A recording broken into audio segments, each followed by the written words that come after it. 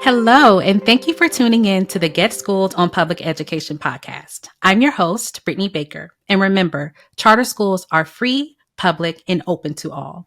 If you believe one size doesn't fit all when it comes to K through 12 education, and if you believe all children deserve to have access to high quality public school options, many parents are with you. Charter school student enrollment is up. The National Alliance for Public Charter Schools examined public school enrollment trends over the past 3 years. Our most recent report is out now. You can download it on our website, publiccharters.org/publications, which breaks down public school enrollment data trends. Here to discuss the findings, we have one of the co-authors of the report, Drew Jacobs. He is the Senior Director of Policy, Research, and Evaluation at the National Alliance. Hi, Drew. Thanks so much for joining us today. How are you? I'm doing well, Brittany. Thank you so much for having me. I'm excited for today's conversation. Me too. Okay, so then let's just dive right into the enrollment trends. What about this topic interests you, and why do you think it was important to study? Sure. I think one of the beautiful things about school choice in America in today's world is that it empowers students and families to have a choice rather than just to be stuck with one option that doesn't meet the needs of kids and families, right? So that's one reason why I'm really interested. The second reason I'm interested in this topic is because the clearest way we can see kind of the patterns in education and what families and kids are choosing is looking at the enrollment data, right? We know that parents, especially after COVID, really have felt empowered to make some different kinds of choices for their kids. And the way that we see kind of how they're making those choices is by looking at where they're going. And so the enrollment data really shows us how are things looking for district schools and how many students are enrolled? How are things looking for charter schools? Homeschools and private schools are a little harder to track, but we even have data on those fronts that really give us those signals. And I would just say that COVID changed a lot for all of us, really, and education is no different. COVID really changed the face of education as we know it, and the enrollment data shows us that. And because of this, we did see some really meaningful changes in enrollment patterns, both for district schools and for charter schools, which we'll talk about here during our interview. Yeah. Okay. Thank you. So absolutely. Let's definitely get into the numbers. So starting from the 2019 to 2020 school year up to 2022-2023 school year, charter school enrollment grew more than 300,000 students, which is a 9% increase. District school enrollment decreased by 1.5 million students, which is down 3.5%. Can you discuss the data trends over the years to where we are now? Sure. Yeah, absolutely. So in our report that we've released, we have 4 years of enrollment data. And really, so then that means we've kind of 3 observations or periods to kind of look at, like how did the trend change? So 2019-20 was like the last normal year. It was like the last kind of pre-pandemic year. For those of you, I would have to remember for myself, like it seems like it was long ago, but March 2020 was really when things shifted dramatically. People went home from work and kids went home and many moved into virtual learning environments. And so what that meant was the 2020-2021 school year, that was the year where we saw a huge change. So that first kind of, from 1920 to 2020, 2021, we saw over 230,000 students move into charters, and that was about a 7% increase. And at that time, we saw 1.5 million, just over 1.5 million students exit district public schools, which was about a 3.5% drop at that time. From 2020 2021 to 21-22, we saw essentially flat enrollment for both sectors. That was really interesting. And this is the third year we've put out a report on this topic. So if you're interested in either of these reports, you can check out the website that Brittany mentioned and see all three. But that was curious to us. It was kind of the 21-22 school year was like the return to normal, as a lot of people have called it.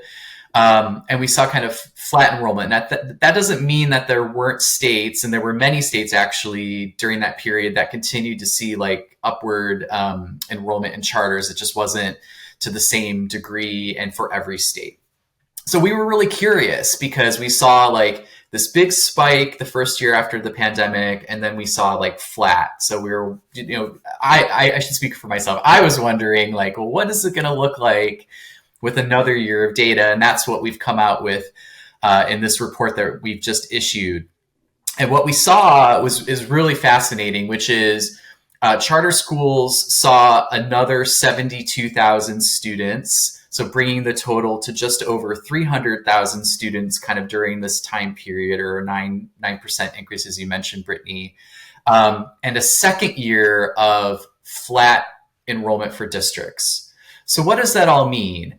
To me, what it means is there's really been like a reset that has happened, a shift, and a shift that I think will probably stick, which is a shift away from districts. So this 1.5 million student loss that districts have seen, it doesn't seem like that is going to recover. If it does recover, it seems like it might recover very, very, very slowly.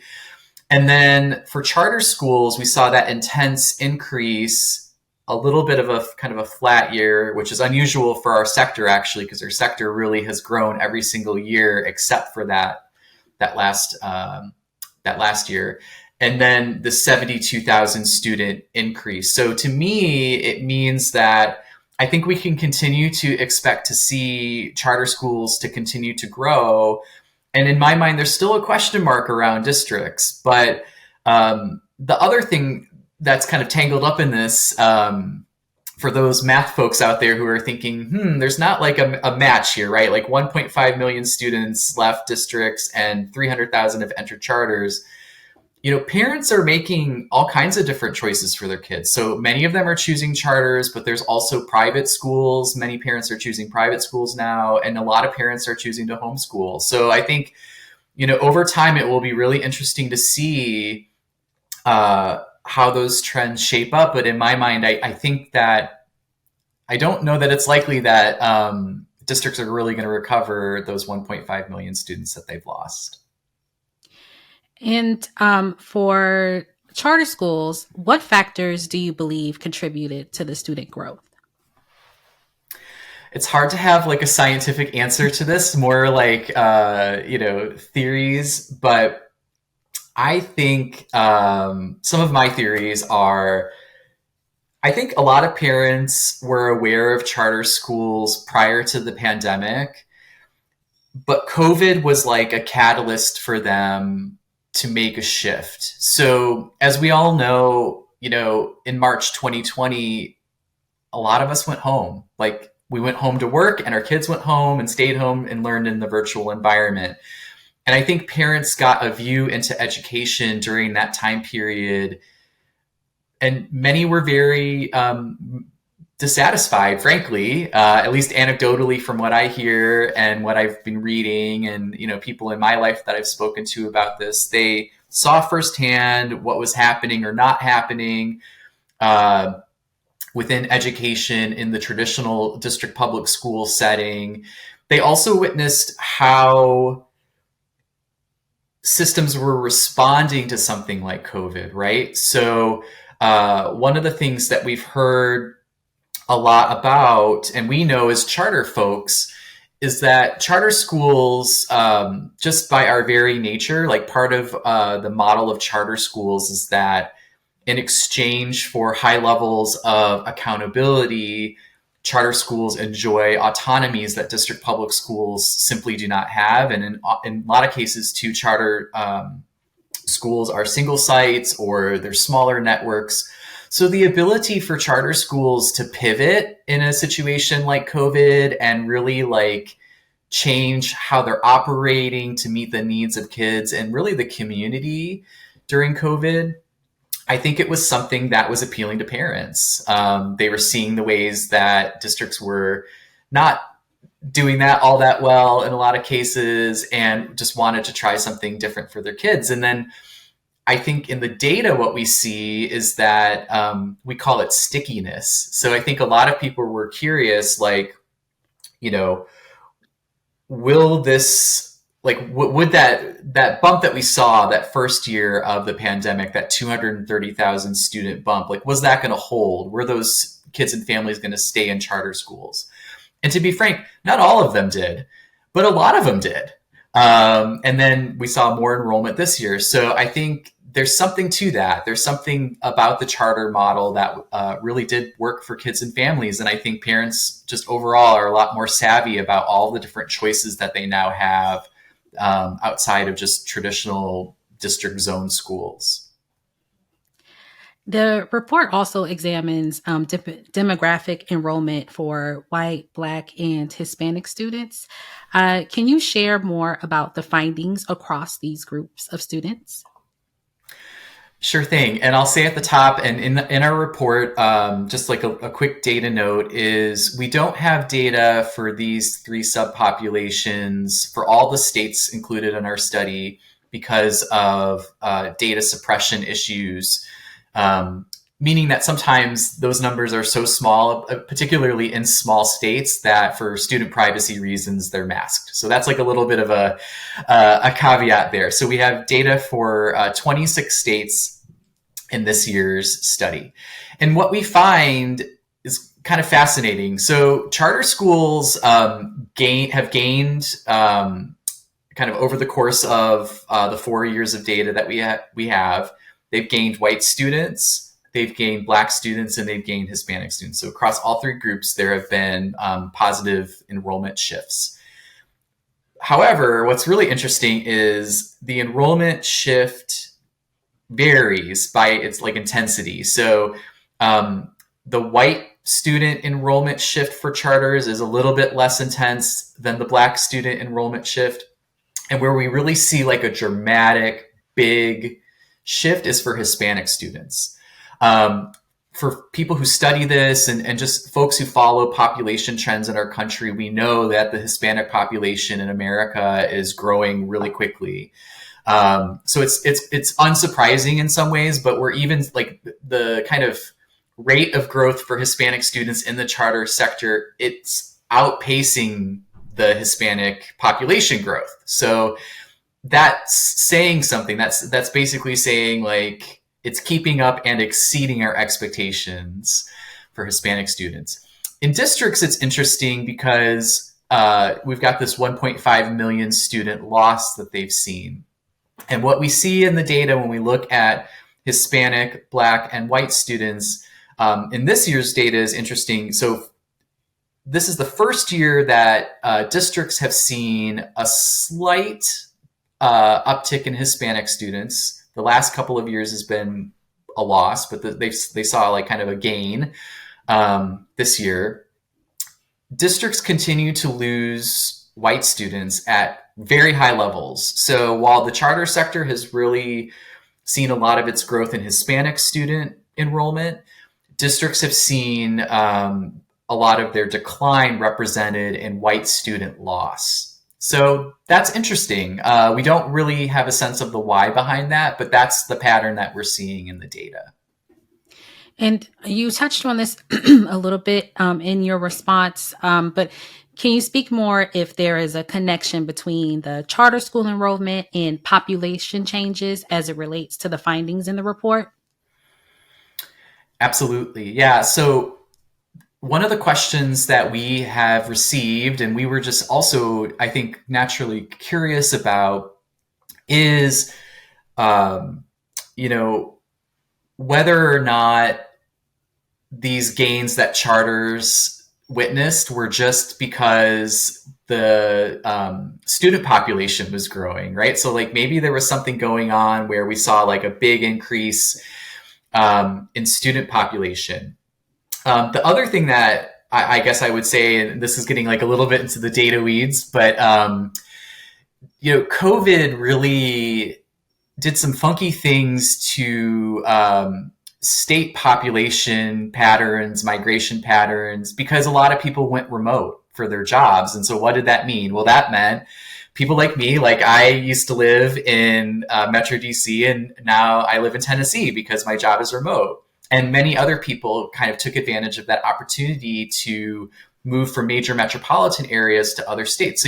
So in the population data, you see some things that might be unexpected for some, like places like Idaho and Utah seeing like these big influx of population, and places like New Jersey is a good example where there was a big influx of people kind of coming from New York out to New Jersey. So anyway, we looked at that, and essentially what we found is that in basically almost every state, so this year we've got 42 states in our analysis. In 38 out of those 42 states, the charter growth that the state saw outpaced the school-aged population growth. So what that means is, like, again, we're looking at what do the kid trends look like, and then our charters either meeting or exceeding what those trends look like. And we're seeing in basically every state except for 4 that charters are exceeding that population growth. And unsurprisingly, in districts, because there has been such a huge loss, we're seeing that districts are basically losing kids at a faster rate. They're underperforming the population trends across the board in all 42 states in our study this year. And are there any other data points that were surprising to you from the report, and why? So some things that are surprising to me, just in terms of the data, I think the uptick this year after a flat year for charter schools, that's something I'm curious about. It's interesting. It's like, we did the first report, and I think we were thinking we would just kind of have this as like a COVID focused report. And then we decided to do another one, and we saw flat enrollment. So then that made us curious about what would the next year look like. And so we're now seeing this divergence, right, where charters are starting to grow, like they're picking back up again, and districts remain flat. So as a researcher, I'm like, now I want to do another report because I'm curious, like, will charters continue to grow? Will they start to grow faster? Are districts going to continue to kind of remain flat? So that's one thing I'm curious about. The Hispanic, I'm kind of emphasizing some of the points I've already raised, but like the Hispanic student trend, I think that's really, really interesting. So just to give you guys like a sense of how big that,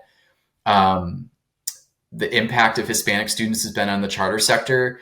So our full analysis included 42 states, and it showed a just over 300,000 student increase for charters. Our analysis that looked at subpopulations only included 26 of those states. And yet in those 26 states alone, we saw 150,000 additional Hispanic students. So not even the full sample, and we're seeing that Hispanic students represent at least half, but we know more than half because there's some states that are not in there. That's really interesting. Like, to me, that makes me curious about, what is it about charter schools that is so appealing to the Hispanic community? Like, there must be something there. And then the white student loss that districts are seeing, again, that's like another curious pattern. Like, these things aren't just falling out evenly. They are happening in ways where we're seeing like this intense Hispanic growth for charters, this really intense loss of white students for districts. So those things are making me really curious. It's interesting. Yeah, definitely interesting findings. And let's talk about the future of charter schools. Based on your examination of enrollment data over the years, What would you say all of this means for charter schools? Yeah, I have a range of thoughts. I love this question, by the way, Brittany. So thanks for this. This is a good one. I think the top thing, and I think this will, even though it's a tough one, I think it will be popular amongst the charter sector. But I think charter schools are in a moment where they've got to prove themselves. So a lot of parents have decided that they want to give charter schools a chance in this moment in time. And like I said earlier, they're giving other kinds of schooling options. Like they're trying out other things too, like private schools and homeschools and things like that. But there's a real opportunity for the charter school sector to really deliver great results for kids. Like, kind of aside from the enrollment shifts we've also seen huge losses like across the board for kids during the pandemic, right? So what does that mean? It means that we have to catch kids up. Like, kids are far behind, and like education right now matters more, maybe not like than ever. But what I know is, and what we know from research, is that charter schools are actually really good at catching kids up. Oftentimes kids come to charter schools because they have not been well served in other places. So I just think this moment presents like a real opportunity over the next few years for charter schools to like do the things that they do well and do them really, really well, to show that they can overcome, they can help kids overcome this loss that they've seen, that they can hold on to students that they've gained, and really like kind of, build the trust of like families and kids who have kind of taken a chance on charters and decided to try it. So that's one thing I'm thinking a lot about. I think another thing I'm thinking about is, this is an opportunity for charters to really lean into innovation. Innovation has always been something that is core to what we do as a sector, like on all fronts, like innovation in the way that we run, innovation in the way that we serve students, innovation in the way that like the curriculum and the schedule looks. We're in a moment now where charters are enjoying some like public support, like more families and kids have chosen charters. So like in this moment, I think we can really kind of lean into innovation, especially given that everything has really changed after COVID, so I think it's a moment where I think all of us in the education space are thinking about how should education now look different. And so charters have a really important role to play in all of the kind of innovative thinking that's going on around that. A few others, if I can. So this is a couple more. Yes. So I think there's an opportunity to improve policies related to charter schools. Again, since charter schools have seen increased enrollment, it's a really great time for us to be looking at what are the policies at the state and federal level that help and hinder charter schools. And two in particular that I would mention that are kind of perennial challenges for charters are around facilities access and finding actual space for kids. It's a hard thing. Might have to do like another podcast on that at some point. Yeah, I agree. It's a big topic. And finance. Charters are often funded at levels that are considerably lower than traditional districts. So, you've got all these kids and families choosing charter schools. And I think like my hope is that policymakers and those with the ability to kind of like examine policies will take notice of those trends and like use it as a motivation to do something that can help charters serve even more kids. So that's something to think about. And then I think like the final point might be a little bit provocative, but it's my speaking for myself. So I'll take my National Alliance hat off, but maybe, I don't know if this is the National Alliance perspective, but it's my perspective, which is, I think the pandemic really showed that no one sector is like entitled to our kids. And I think like we really, each sector has to prove it, put like their best foot forward and really deliver for kids. And I think, COVID really, it showed that if parents are not satisfied with what they're receiving, and given where we are as a country, we have all these great choices available for kids and families, like they will choose something different. And the same is going to be true for our sector as charter advocates and charter school kind of proponents is, we're excited to get more students into charter schools. We believe it's a great option for kids. And at the same time, we've got to deliver for these kids and families. Otherwise, they will choose another option. So I think I'm very hopeful about it. I actually think charter schools are really going to knock it out of the park. Well, I agree. I second that. And it was such a pleasure having you on today. We appreciate your knowledge and expertise. And thank you for tuning in to this episode. And thank you to our guest, Drew Jacobs. He is the co-author of the report, and he is the Senior Director of Policy, Research, and Evaluation at the National Alliance for Public Charter Schools. I'm your host, Brittany Baker. And remember, charter schools are free, public, and open to all.